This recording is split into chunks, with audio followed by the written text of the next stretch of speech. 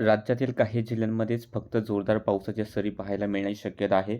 नमस्कार, मी किरण वाघमोडे. तुम्ही पाहतात हवामान अंदाज आणि बातम्या फेसबुक पेज, यूट्यूब चॅनल.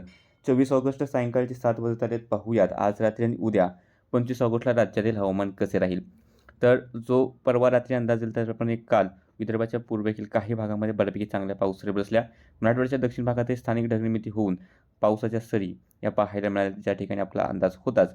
बाकी ज्या ठिकाणी कोरडे वातावरण जास्त प्रमाणात राहण्याचा अंदाज होता त्या ठिकाणी कोरडे वातावरण, कोकण घाटात हलक्या मध्यम आणि राहिलेल्या राज्याच्या इतर भागामध्ये तुरळक पाऊस वगळता विशेष काही पावसाच्या नोंदी झालेल्या नाहीत. आणि सध्याची जर स्थिती पाहिली तर कमी दाबाचं क्षेत्र ओडिशाच्या आसपासच्या भागामध्ये आहे. ही सिस्टीम उत्तर पश्चिमेकडे छत्तीसगड आणि मध्य प्रदेशकडे सरकत आहे. याचा काहीसा प्रभाव पूर्व विदर्भात पाहायला मिळतोय, पण ही सिस्टीम खूप दूर असल्यामुळे तो प्रभावही मोजक्या क्षेत्रावरतीच आपल्याला पाहायला मिळतोय. सॅटेलाईट इमेजमध्ये जर आपण पाहिलं तर हलकेसे ढग धाराशिवच्या आसपास दिसत आहेत. इकडे अकोल्याचे थोडेसे भाग आहेत.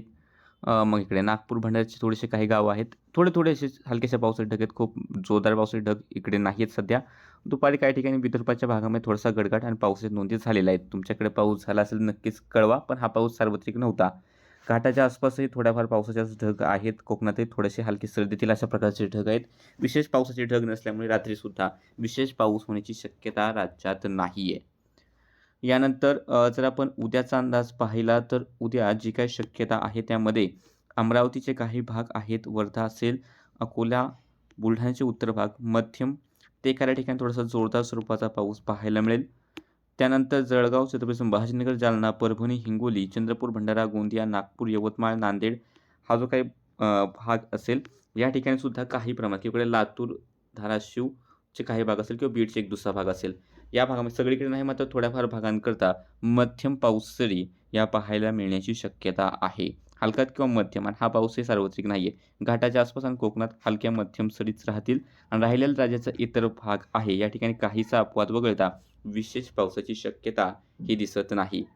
हवामान विभागाचा जर आपण अंदाज पाहिला तर त्यानुसार उद्या गोंदिया, गडचिरोली मुसळधार पावसाचे येलो अलर्ट, नागपूर, चंद्रपूर, नांदेड, परभणी, जालना, छत्रपती संभाजीनगर मेघगर्जनेसह पावसाचे येलो अलर्ट, हिंगोली, जळगाव, धुळे, नंदुरबार, नाशिक पूर्व, अहिल्यानगर, पुणे पूर्व, सांगली, सोलापूर आणि बीड हलका मध्यम पाऊस किंवा गर्जना, पुणे घाट, सातारा घाट, कोल्हापूर घाट मुसळधार पाऊस काही ठिकाणी होईल असा इशारा हवामान विभागाने दिला आहे. राज्याच्या इतर जिल्ह्यांमध्ये धोक्याचे इशारे नाहीत. हलका किंवा हलका मध्यम पाऊस होण्याची शक्यता हवामान विभागाने वर्तवलेली आहे. सध्याच्या अपडेटमध्ये इतकंच. फेसबुक पेज फॉलो करा, यूट्यूब चॅनल सबस्क्राईब करून ठेवा.